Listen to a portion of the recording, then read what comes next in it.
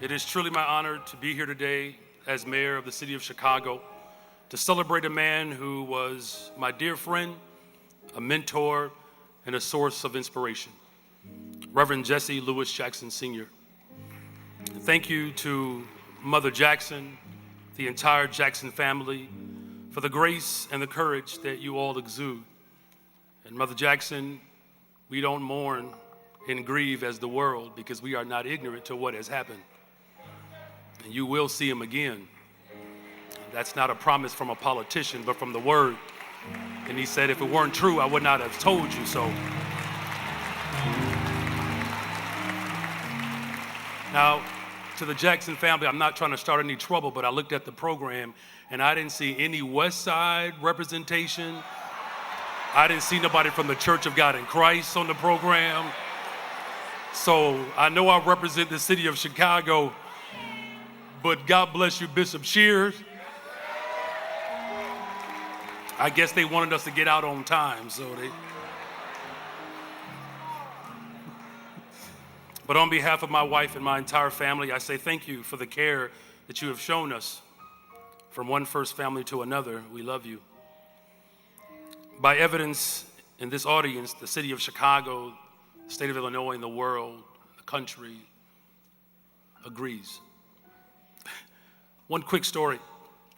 Reverend Jackson may have been the most competitive individual that I've ever met.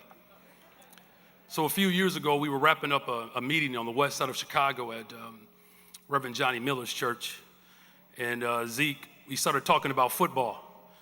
And at the time, Lamar Jackson was on his way to becoming the MVP of the National Football League.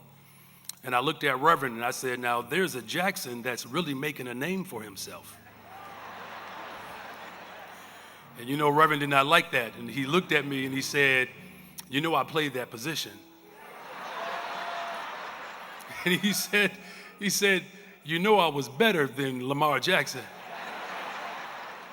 Zeke, true story. He said, he might be taller, faster, and stronger, but I'm better than him.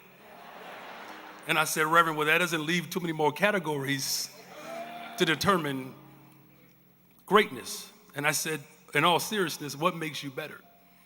He said, because of my instincts. See, in sports, you hear about how athletes have a good feel for the game.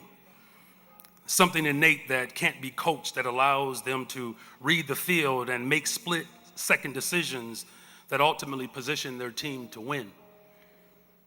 Reverend will be remembered certainly as an incredible oratory champion, but to the people in Chicago, we knew him as a brilliant strategist, a master negotiator, an organizing savant. His instincts.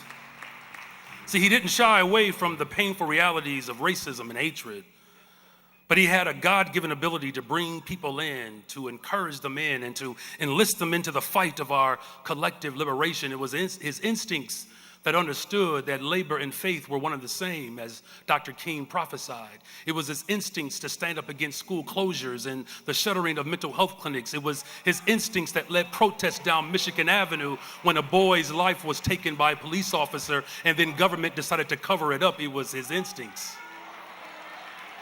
It was his instincts to run in 84 and 88, but not in 92 to make way for somebody in the deep South and a brother on the South Side to become president of these United States. It was his instincts. See, I had the privilege to accompany Reverend to Selma one year, and while we were there, he recounted the days and weeks that were spent organizing to get folks to walk with them across the Edmund Pettus Bridge. And he said, now that history has proven us to be right, he said that everybody and their mama was on that bridge. But he knew the struggle from going town to town, and he was calling people out of isolation and into community, understanding that the bridge is a symbol that burdens all of us. It's what connected us. It's what was waiting for us on the other side. He had a feel. His instincts understood that that bridge was a representation of the cross. See, it was the bull counters of the world and state-sanctioned violence that they unleashed on our people. It was a cross brought to bear by the most egregious alignment that can materialize in a fight against inequality. Reverend Jackson's instincts understood the words of James Baldwin, who said that ignorance and power allied is the most ferocious enemy of justice. But his instincts understood that if there's a cross to bear, we need a symbol of a promise. And that's when he formed the Rainbow Coalition that said that whosoever will, let them come.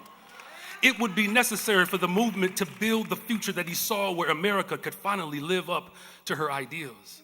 And when I think of Selma and that storied march across the Edmund Pettus Bridge, I know that Reverend Jackson knew exactly how much wickedness and hatred waited for them on that bridge. Beaten, abused, intimidated, they marched anyway. They bore the cross because they understood that on the other side of the bridge, his instinct said there's a win. And see, in America, we find ourselves at a bridge, and we are confronted in this moment. And that bridge is now described as borders, where borders get to determine how human dignity is determined by which side of the border you live on. He understood the bridge. And so now we are in the midst of a choice to choose hope over despair, light over darkness, love over hate, because he knew there was too much to gain on the other side of the bridge. Bishop shared, I think I feel my help coming. Because on the other side of the bridge, Rodney, housing as a human right. On the other side of the bridge, health care for all. On the other side of the bridge, safe and affordable cities, accessible transportation, finally fully funding our public education system. It is time to cross the bridge, you all, to build an economy that works for all. Black, brown, white, Asian, young, old. It is time for the ultra-rich to pay their fair share in taxes on the other side of the bridge. Reverend, you cross your bridge. We know our assignment. We see you on the other side. God bless you.